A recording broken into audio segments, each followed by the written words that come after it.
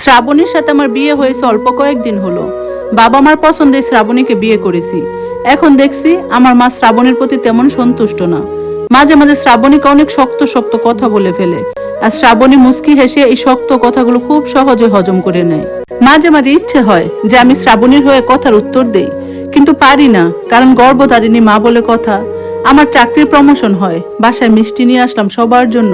শ্রাবণী মিষ্টি পছন্দ করে না, আইসক্রিম খুব পছন্দ করে, তাই ওর জন্য আলাদা করে আইসক্রিম আনলাম। মিষ্টির প্যাকেটগুলো ছোট বোনের হাতে দিয়ে আমি আইসক্রিমের প্যাকেটটা নিয়ে আমার রুমে গেলাম।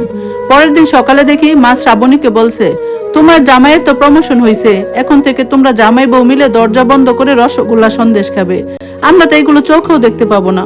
শ্রাবণী কিছু না বলে আমার দিকে তাকিয়ে চুপ করে রইল। ও ভেবেছিল আমি ওর হয়ে কিছু একটা বলবো, কিন্তু আমি কিচ্ছু বলতে পারিনি, কারণ গর্ভধারিণী মা বলে কথা। প্রচন্ড মাথা ব্যথার জন্য শ্রাবণী সারা রাত ঘুমাতে পারেনি। শেষ রাতের দিকে একটু ঘুমিয়েছিল, কিন্তু সকাল 7টার সময় মা দরজার সামনে দাঁড়িয়ে শ্রাবণীকে ডাকতে শুরু করলো। শ্রাবণী ঘুম ঘুম চোখে দরজা খুলে মাকে বলল, কি হয়েছে মা? মা চিৎকার করে বলতে লাগলো, বাপের বাড়ি থেকে কি 8-10টা কাজের মেয়ে নিয়ে এসেছো যে ওরা কাজ করবে আর তুমি নাক ডেকে বেলা পর্যন্ত ঘুমাবে? একটু পর আমার ছেলে অফিসে যাবে, আমার মেয়ে ভার্সিটি যাবে, আর তুমি এখন পর্যন্ত রান্নাঘরে যাওনি। শ্রাবণী কিছু না বলে মাথা নিচু করে চুপ করে রইল, আর আমি মার সব কথা শুনেও না শোনার মতো অভিনয় করে চুপ করে শুয়ে রইলাম, কারণ গর্ভধারিণী মা বলে কথা, মাকে কিচ্ছু বলা যাবে না। পারিবারিক একটা অনুষ্ঠান উপলক্ষে আমি সবাইকে শপিং করার জন্য টাকা দিলাম, শুধু শ্রাবণী বাদে সবাই শপিং করলো, আর আমি শ্রাবণীর জন্য নিজে পছন্দ করে একটা শাড়ি কিনে আনলাম। যখন শ্রাবণীকে শাড়িটা উপহার দিলাম, তখন আমার বোন শাড়িটা দেখে পছন্দ করে ফেলে আর শাড়িটা নিয়ে নেয়।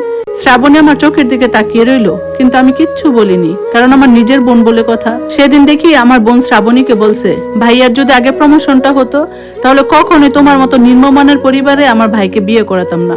কথাটা শুনে শ্রাবণী চুপচাপ চলে গেল, আর আমি বোনের দিকে তাকিয়ে মুচকি একটা হাসি হাসলাম, কারণ নিজের আপন বোন বলে কথা। খাবার টেবিলে বসে বাবা চিৎকার করে বলতে লাগলো, এই তরকারি কে রান্না করছে? শ্রাবণী কিছুটা ভয় ভয় চোখে বাবার দিকে তাকালো। বাবা, আমি রান্না করছি। বাবা তখন বলল, এসব কি তরকারি রান্না করছো? খাবার মুখে নেওয়ার মতো না। তোমার মা কি তোমার রান্না বান্না কিছুই শেখায়নি? শ্রাবণী চুপচাপ দাঁড়িয়ে রইল, আর আমি এক মনে খাবার খেতে লাগলাম। জন্মদাতা পিতা বলে কথা। বাথরুম থেকে এসে শ্রাবণী অবাক হয়ে আমার দিকে তাকিয়ে বলল, তুমি জামা কাপড় সব ব্যাগের ভিতরে রাখছো কেন? আমি সেই কথার উত্তর না দিয়ে শুধু বললাম, তুমি তৈরি হয়ে আসো, আমি নিচে যাচ্ছি। আমি বাবা মাকে সালাম করে বললাম, তোমরা আমার জন্য দোয়া করো। মা হাসতে হাসতে বলল, তোর কি আবার প্রমোশন হয়েছে? আমি মার দিকে তাকিয়ে মুচকি হেসে বললাম, না মা, প্রমোশন হয়নি, তবে তোমাদের ছেলে কিছুটা বুঝতে শিখেছে। আমি ছোট্ট একটা বাসা ভাড়া নিয়েছি, আজ থেকে আমি শ্রাবণীকে নিয়ে ওই ভাড়া বাসাতেই থাকবো। মা রেগে গিয়ে বলল, শেষ পর্যন্ত তুই অন্য ছেলেদের মতো বউর গোলাম হয়ে গেলি। আমি মাকে বললাম, না মা, বউর গোলাম হইনি, শুধু বউকে তার প্রাপ্য সম্মানটা দিচ্ছি। একটাবার চিন্তা করে দেখো, তুমি শ্রাবণীর সাথে যা যা করছো, তোমার মেয়ের সাথে যদি সেই একই কাজগুলো তার শাশুড়ি করে, তাহলে তোমার কেমন লাগবে?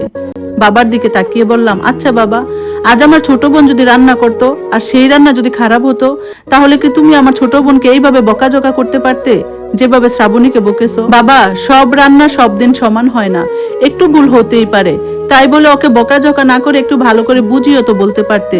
ছোট বোনকে বললাম, দেখ বোন, তুইও কোনো একদিন অন্য বাড়ির বউ হবি, তখন যদি তোর স্বামীর দেওয়া উপহারটা কেউ কেড়ে নেয়, তখন বুঝবি কতটা কষ্ট হয়। তুই এখন ভার্সিটিতে পড়িস, তোর বোঝা উচিত কাউকে ছোট করে কেউ কখনো বড় হয় না। ছেলে বিয়ের পরে মা বাবার থেকে আলাদা হয়ে যায় শুধু বউয়ের দোষে না, মাঝে মাঝে বাবা মারও দোষ থাকে।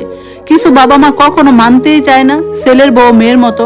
তোমরা আমার বাবা মা, তোমাদের সাথে তো অবিচার করতে পারি না। আমার স্ত্রী তো আমার অর্ধাঙ্গিনী, আমার শরীরের অর্ধেক অংশ, তার প্রতি কি করে অবিচার করি? একটা মেয়ে তখনই সবচেয়ে বেশি অসহায় হয়ে পড়ে যখন দেখে তার প্রতি অবিচার হচ্ছে, অথচ তার স্বামী চুপ করে আছে। যে মেয়েটা সবাইকে ছেড়ে একটা অজানা মানুষকে বিশ্বাস করে এসেছে, তাকে কি করে অসম্মান করি? আমি চেষ্টা করব সন্তান হয়ে তোমাদের প্রতি আমার কর্তব্য পালন করতে, আর সেই সাথে চেষ্টা করব আমার স্ত্রীকে তার প্রাপ্য সম্মানটা দিতে। পিছনে ফিরে দেখি শ্রাবণী দরজায় দাঁড়িয়ে অনবরত কান্না করছে। আমি শ্রাবণীর চোখের জলটা মুছে ওর কানে কানে বললাম, আরে পাগলি, কাঁদে না, মাঝে মাঝে কাছে আসার জন্য হলেও একটু দূরে যেতে হয়। আমি কোথাও বাসা ভাড়া নেইনি, অনেক দিন ধরে শ্বশুর বাড়ি যাওয়া হয় না, এই সুযোগে শ্বশুর বাড়ি যাওয়া হলো, আর বাবা মার শিক্ষাটাও হলো। ধন্যবাদ সবাইকে এতক্ষণ গল্পটা শোনার জন্য। গল্পটা আপনাদের কেমন লাগলো অবশ্যই কমেন্টস করে জানাবেন। ইনশাল্লাহ এরকম আরো সুন্দর সুন্দর গল্প নিয়ে আবারও হাজির হয়ে যাব। আজকের মতো আল্লাহ হাফেজ।